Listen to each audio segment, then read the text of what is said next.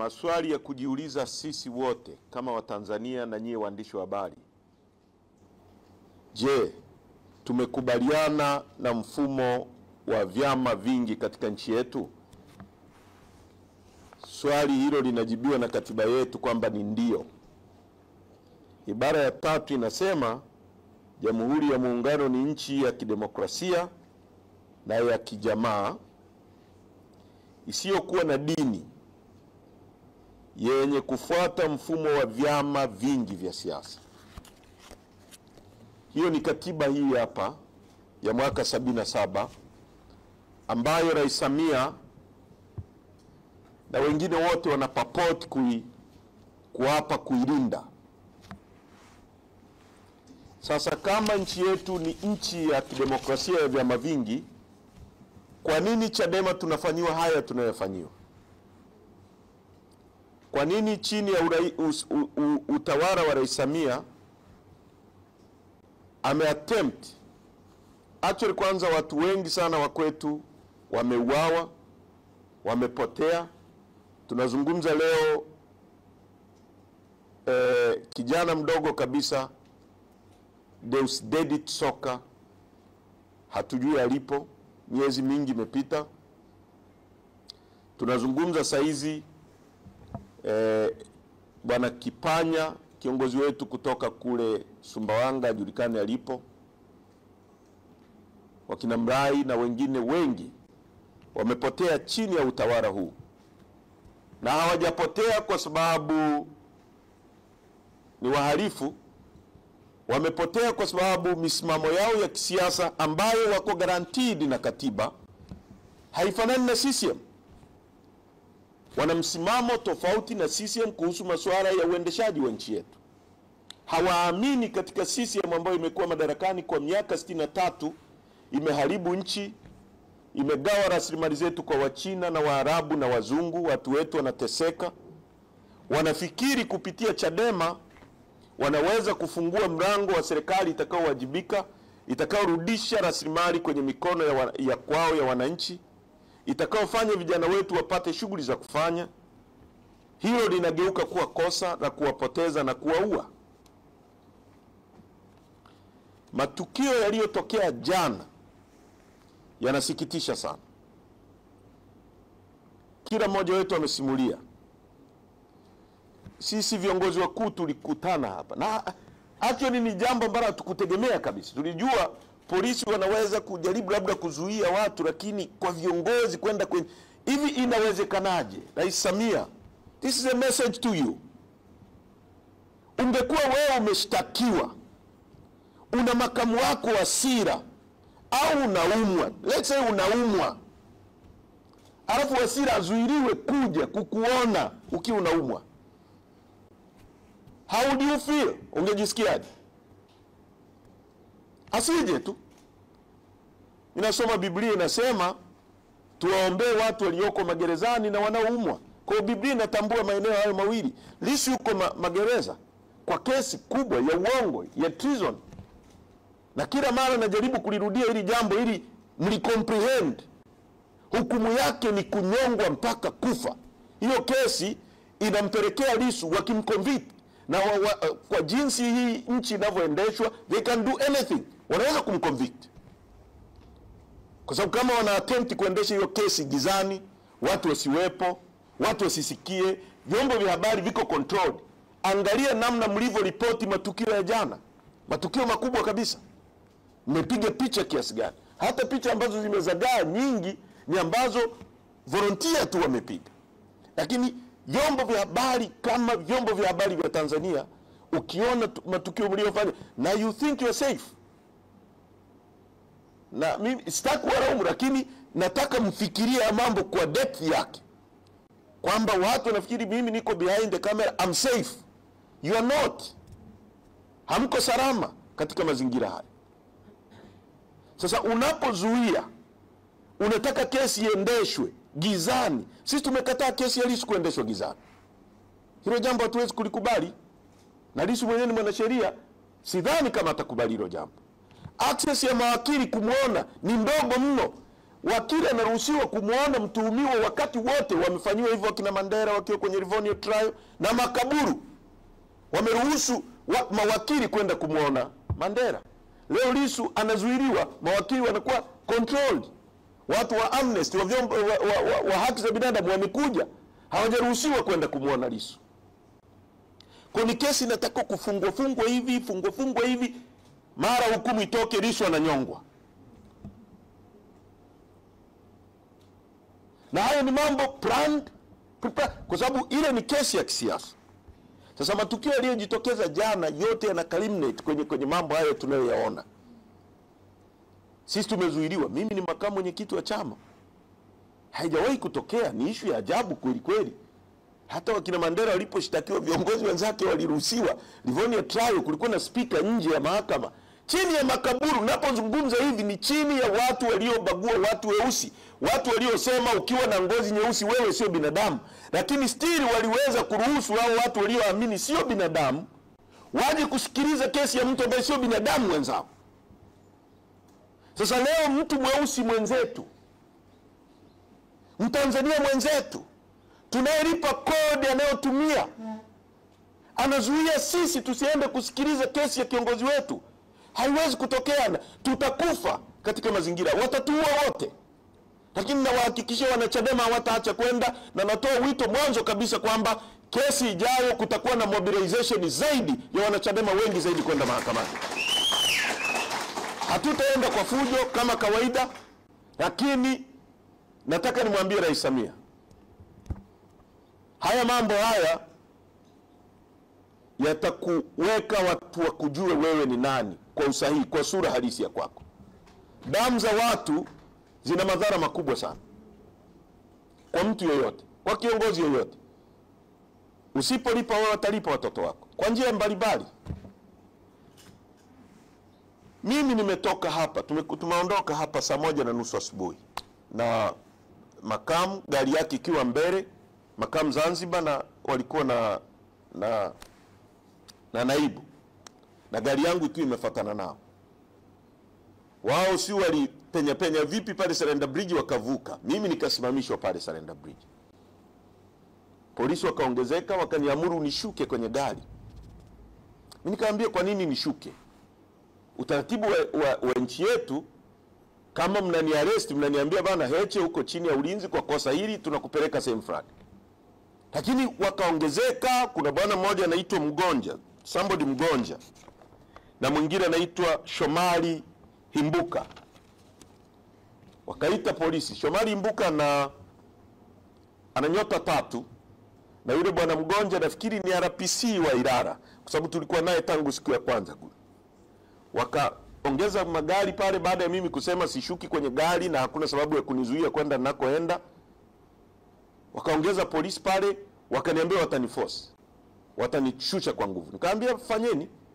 Mwisho siku tukajadiliana na wasaidizi wangu, wakaniambia wewe shuka, kwa sababu waliniambia wananiingiza kituoni Surrender Bridge. Nikashuka kwenye gari, wakaniambia twende kituoni. Nimeenda kituoni, kufika pale kituoni Mgonja akatuzuia, mnampeleka wapi? Nikamwambia ameniambia ananipeleka kituoni, kwa sababu mimi kuniambia naenda kituoni nilikuwa tayari kwa hiyo. Akalazimisha nipande kwenye gari la polisi, nikakataa. Kwa sababu mimi niko kituoni, niingizeni kituoni. Wakanipandisha kwenye gari kwa nguvu. Na bwana mmoja namba zake nafikiri tutazitoa baadaye, anaitwa Maria, jina lake anaitwa Maria. Wakaniforce na huyo bwana Imbuka, wakanipandisha kwenye gari na wasaidizi wangu wote.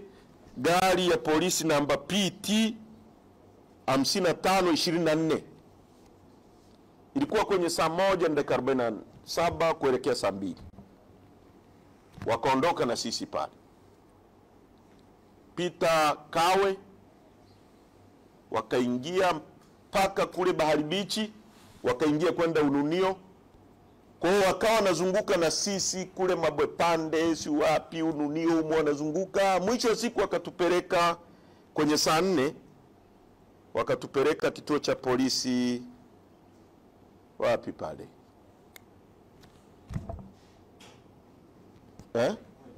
Mbweni, yes. Lakini hatukuingia kituo cha polisi. Wakapaki pale, kuna msikiti kama mita 100 kutoka kituo cha polisi. Kituo cha polisi unakiona lakini mita 100 wakapaki kuna mti pale. Tukasimama pale tunauliza hapa tunafanya nini? Asema subiri. Hatujanywa chai, hatujafanya nini. Tumekaa pale mpaka kwenye saa 5, ikaja gari ya polisi, gari nyingine inaonekana ina namba za kiraia, T101 DTX. Land Cruiser hizi hadi top ambayo ina rangi ya silver. Wakatuamuru tushuke sasa tuingie kwenye ile gari ya polisi. Kwa sababu tulishazunguka sana pale Ununio, kule baharini kule, si mtaa wa Hali Api, si mtaa wa nani Shairoz Banji, si mtaa wa nani, si Obama Street. Wanatutembeza tu mle ndani kwenye majumba, tunatokea huku na wananchi walikuwa wanaona muda wote. Tunazunguka mara tunazunguka barabara hiyo hata mara 6 mara 7 tunaenda kutokea huko. Tuenda tukapaki pale, ikaja hiyo gari DTX, wakatuambia tushuke tuingie mle. Tukagoma, tukaambia hatuwezi kuingia hapa, tupelekeni kituo cha polisi. Wakasema mkicheza hapa tutawaueni. Shukeni. Na ni gari na namba za kiraia. Tukashushwa pale kwa nguvu, tukaingizwa kwenye ile gari. Mle kulikuwa na askari wengine wawili. Wamevaa, sijui kama ni askari, wamevaa nguo za kiraia na wana bunduki. Na mmoja amevaa kofia kichwani, ana nguo za kiraia. Tulipoingizwa humo, tena gari hili kaondolewa pale. Metembea, tukapita huko Mbweni, tukaja, tukafikishwa hapo Masaki, karibu na Pantaleo pale. Kuna kakituo ka polisi pale. Tukafikiri wanatuingiza mle. Wakarudisha gari, wakaipaki kwa nyuma, na ile gari nyingine piti namba ngapi alikuwemo RCO ambaye alikuja sasa na ile gari nyingine. RCO alijitambulisha kama RCO wa Ilala. Ikaji kapaki mbele yetu, ikablock. Sasa baada ya ile mazingira na muda unaenda, imefika saa 7, wasaidizi wangu wakaanza kupiga kelele.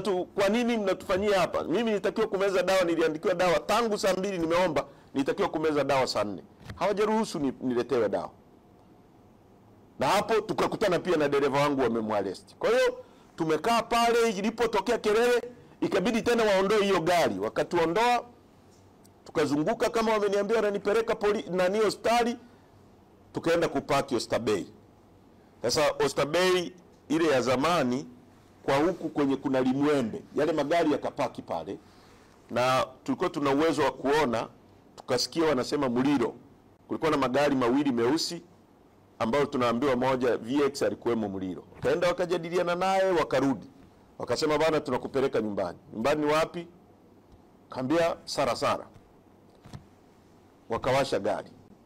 Tumeondoka kama tunaenda Sarasara, inaelekea saa 10, saa 9 saa 10. Tumevuka njia ya kwenda Sarasara. Tumevuka nani? Ile nini ile? Tegeta. Tumevuka Wazo.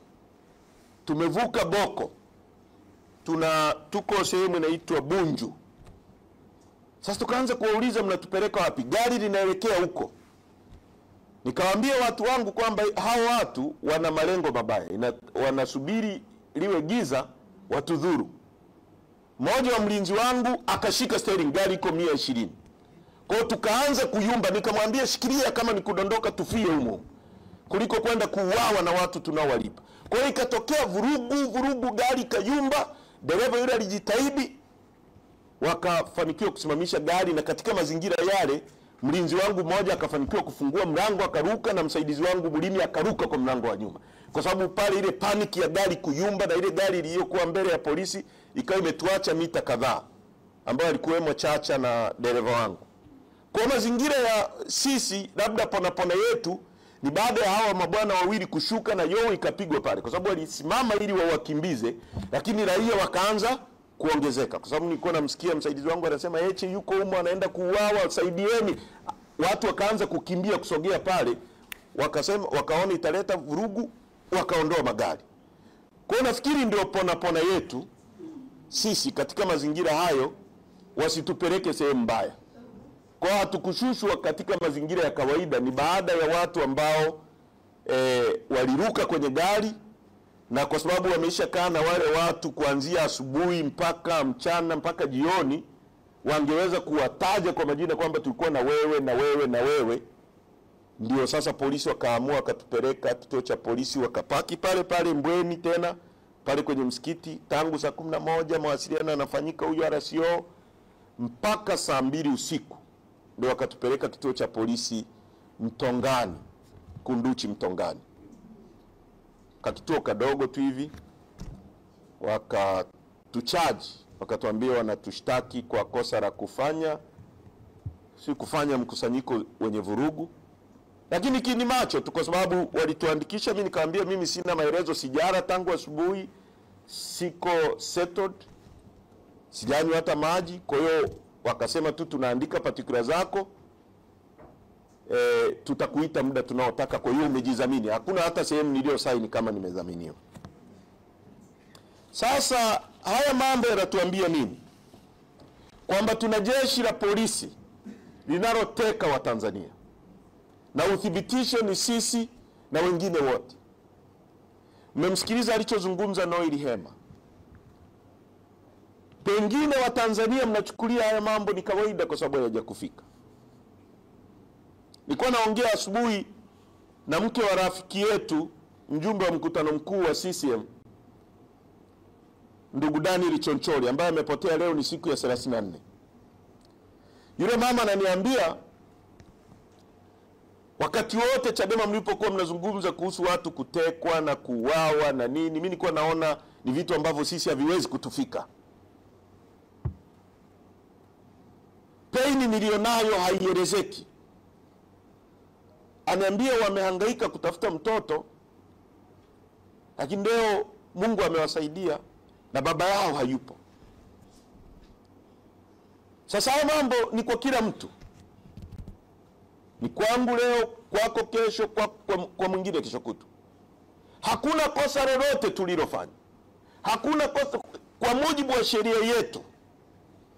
Kwenda mahakamani kifungu cha 186 ni ruksa kabisa. Kwa nini watu wanaenda mahakamani kama hakuna nia ovu? Noeli afunguliwe mbwa wamshambulie. Matukio ya mbwa kushambulia binadamu ni matukio yamefanywa wakati wa kina Martin Luther wanapigania haki za watu weusi Marekani. Wazungu walikuwa wanafungulia mbwa wawang'ate watu weusi. Kuna picha zimekuwa captured na ni picha ambazo ni very iconic duniani.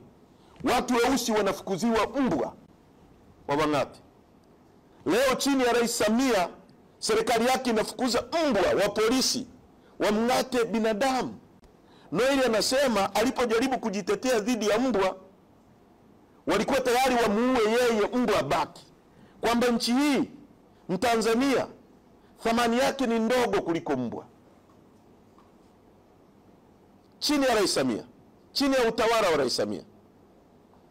Nimewahi kukutana na watu ambao leo wako madarakani, rafiki zangu, wakanieleza mateso waliopitia chini ya utawala wa Magufuli, Rais Magufuli, wakiwa hata ndani ya CCM. Leo wako madarakani, wamejisahau, wanatumia hayo mateso kututesa sisi, kutesa wanachadema, kuumiza, kuteka watu, kupoteza watu. Noeli anafukuzishiwa mbwa. Hayo ni mambo ambayo makaburu wa Afrika Kusini walifanya wakati wa Soweto. Wanafungua mbwa wawang'ate watoto wa shule. Sasa kwa kifupi, haya mambo hayazuii hata dakika moja quest yetu ya kutafuta mabadiliko katika nchi. Actually yanatuchochea. Tuna siku 93 ofisini Chadema hapa. Lissu yuko ndani. Sisi ambao tuko nje hatutarudi nyuma hata dakika moja. Kwa lolote ambalo tumepanga kama program ya chama, tutaisimamia to the dot. Tutaisimamia to the dot. Wanachadema wote poleni, jifuteni nguo, mapambano yaendelee. Damu zetu wanazomwaga ni kwa ajili ya kutafuta nchi njema kwa watoto wetu, ili mtoto wa Noeli asije akapitia haya Noeli aliyopitia, ili mtoto wa upendo asije akapitia haya upendo aliyopitia, kwa sababu upendo hana kosa, kwa sababu Noeli hana kosa. Kwenda mahakamani sio kosa. Kwa hiyo tunataka haya mambo waelewe kwamba hakuna kiwango cha vitisho, hakuna kiwango cha udhalilishaji, hakuna kiwango cha mauaji kitakachozuia wala kurudisha nyuma kiu yetu ya kutafuta mabadiliko. Tunajua, tuna taarifa na tunajua mipango miovu dhidi ya chama chetu. Sisi Nyahoza, unajua ulipokuwa mkiwa na Salehe Bohora, najua anayewatuma na attempt kuifuta Chadema, na waambia mmechelewa. Sisi ifuteni hata kesho. Hizi kesi mnazoona zinatumia majina ya wanachadema, walioko nyuma yao ni kina Sisti Nyahoza, kina huyu bwana anaitwa Salehe Bohora. Wanajua, na sisi tuna ushahidi. Attempt yao ya mwisho ni kufuta chama hiki, kwa sababu chama hiki kinafanya kazi halisi ya kuwatafutia Watanzania mabadiliko wanayoyahitaji. Sasa haitakuwa rahisi sana kama wanavyofikiria. Lakini vile vile niwakumbushe kwamba labda kama hawasomi historia, ANC ilikuwa banned, ilifutwa. Hata kutamka neno ANC ilikuwa haikubaliki, haitakiwi. Lakini iko hapa. Una justify vipi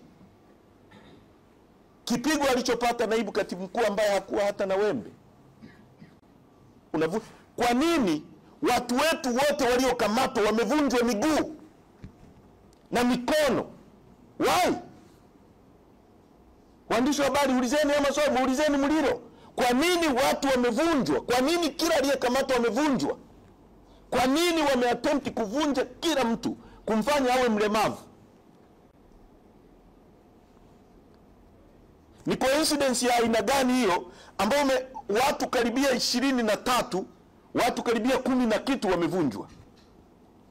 Hawa ni watu waliokuwa specially trained kwa ajili ya kuja kuumiza watu wasiokuwa na hatia bila kosa. Kosa lao ni kwenda mahakamani. Kwa hiyo niseme tu mambo mawili ya mwisho. La kwanza, tumekutana na watu wa haki za binadamu, watu wa Amnesty na watu wengine wa haki za binadamu kutoka nchi mbalimbali. Tunategemea kuongeza mawakili zaidi wa kimataifa kutoka nchi zote za Afrika Mashariki na Kati, senior lawyers, siku ya kesi ya Mheshimiwa Lissu tarehe 28 na tarehe 6, na wote tutaenda mahakamani. Tunamshukuru Martha Karua kwa solidarity yake, kwa kuonesha mshikamano katika wakati huu mgumu kwetu kama Watanzania. Tuna mawakili wa haki za binadamu wako hapa, wanaangalia vifungu mbalimbali kwa kushirikiana na mawakili wetu wa chama, ambao wataanza kukutana na watu wote walioumizwa leo na kudokumenti. Kwanza tutafanyia documentary ya mahojiano ya kina, lakini kuangalia namna ya kufungua kesi ndani ya nchi na nje ya nchi. Tunafungua kesi ndani ya nchi kwa sababu ya record, mazingira ya mahakama zetu wote tunafahamu, lakini ni vizuri tukaweka record ndani ya nchi kwamba tulifanya hiki kitu. Na tunatoa wito kwa Jaji Mkuu Ibrahim Juma aangalie mazingira haya, kwamba yeye anaongoza muhimili wa mahakama, lakini polisi ambao wako kwenye muhimili wa serikali ndio wanapanga kila kitu kinachofanyika mahakamani, na yuko kimya. Sio jambo la kawaida. Tulitegemea kama ni mahakama inasema msije mahakamani, sisi tusikilize mahakama na itoe sababu kwa nini. Lakini leo polisi ndio wanamshtaki Lissu, polisi ndio wanamshikilia Lissu na vyombo vya serikali, lakini hao ndio wanakwenda mahakama, wanaagiza nini kifanyike mahakamani, wanapiga watu kwenye viunga vya mahakama, watu wamekamatwa, Hilda amekamatwa kwenye viunga vya mahakama haonekani. Wakati tuna taarifa amekamatwa pale na yuko kituoni Central haonekani. Ndugu zake hawajui alipo. Kwa hiyo tutawashtaki hawa watu. Tutawashtaki ndani ya nchi na tutawashtaki nje ya nchi. Kuanzia leo mawakili wetu watashughulika hizi kesi na ile iliyofanyika Mbeya, kwa sababu iko kwenye mchakato na inaelekea kukamilishwa. Tutawashtaki kwa majina. Tutamshtaki Muliro. Kwanza tutaanza kuangalia Muliro yuko ofisini vipi, kwa sababu tunaambiwa ni mtu ambaye amevuka umri wake. Inawezekana anapalilia wana hajajiandaa kustafu. Hivi ongeza muda hivi vinamsababisha ajifurahishe, amfurahishe, na anafanya kupita kiasi. Na wengi wamepita kwenye hizo ofisi leo wanaadhirika sana. Sana. Nawaambia tu akasome kitabu cha Jamali Rwambo. Alikuwa kama yeye. Mzee Jamali Rwambo mtu mstaarabu sana. Ameandika kwenye kitabu chake. Anasema hata alipo kuna RPC mmoja alistafu akapewa zawadi ya hotpot. Unatumikia watu ambao wanauza madini ya nchi, wanakuwa matajiri, wanajilimbikizia mali ugaibuni China na Dubai. Unapostafu wanakupa hotpot kwa kufanya unyama huu wote, na mtoto wako hata kuwa RPC kesho kutwa anaweza akapigwa au akaishia kuwa mvuta bangi tu mtaani. Kwa ndugu zangu, chama chetu kiko imara, kinasimamiwa vizuri sana, kitaendelea kufanya kazi zake. Kuna attempt na kuna mashambulio kama alivyosema katibu mkuu kila kona, lakini tuna uongozi imara wa kutuvusha turbulence tulizo nazo na hatuangalii nyuma. Rais Samia na kuambia na watu wako, no turning back.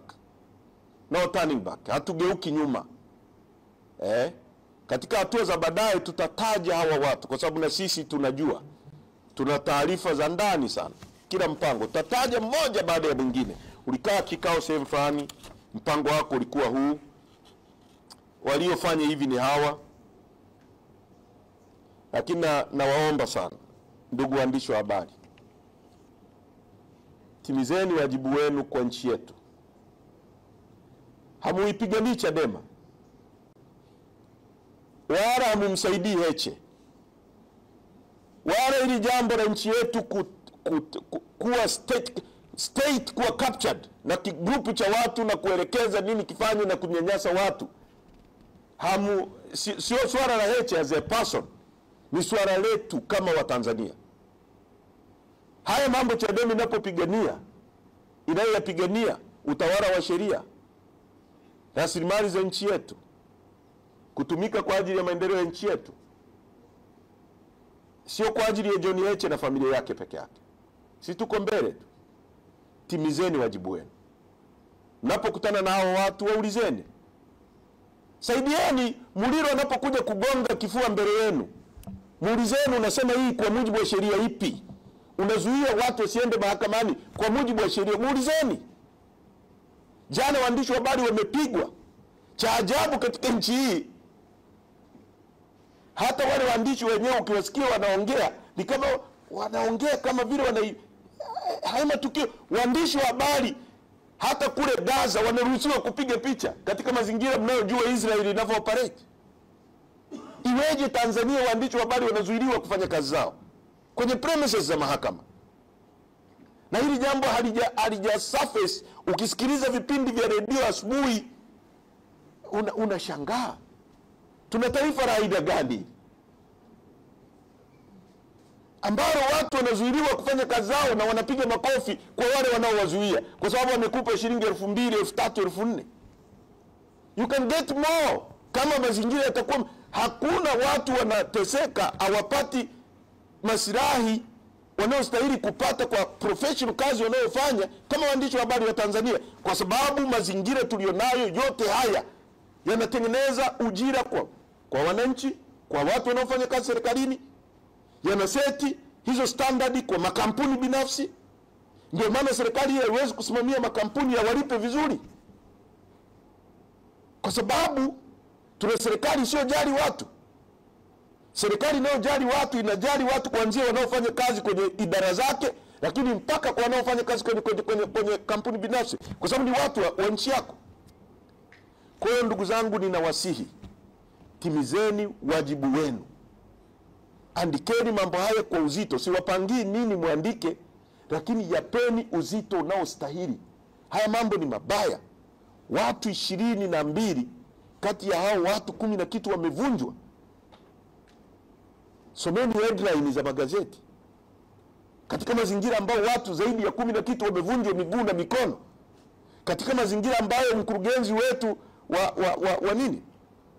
wa fedha amevunjwa mguu, amevunjwa mkono, ameumizwa mbavu. John Pambaru, mwenyekiti wetu wa vijana, nani amjui? Inakuwaje mtu ambaye amekamatwa yuko chini ya ulinzi wa polisi anaendelea kupigwa? Ni kwa sheria zipi? Wakinatoa wakivua nguo hapa mtalia. Ninawasihi sana wa Tanzania, tusikubaliane na hali hii. Na watia moyo wanachadema popote mlipo nchini, mapambano yaendelee. Giza likiwa kubwa sana, asubuhi inakaribia. Na ninawashukuru sana kwa kweli. Wametisha watu sana, lakini umeona watu walijitokeza kwenda mahakamani.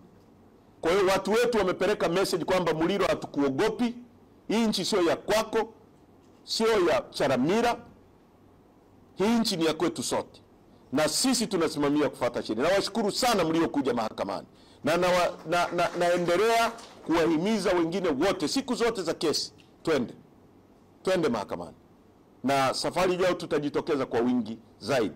Na niwasihi twende kwa amani hivyo hivyo. Wametuumiza, lakini nataka niwahakikishie hawana amani. Nyie mna maumivu ya mwili, wao wana maumivu makubwa sana kwa sababu ya dhulma waliotufanyia. Na Mwenyezi Mungu yuko pamoja na sisi. Asanteni sana kwa kunisikiliza, na Mungu awabariki.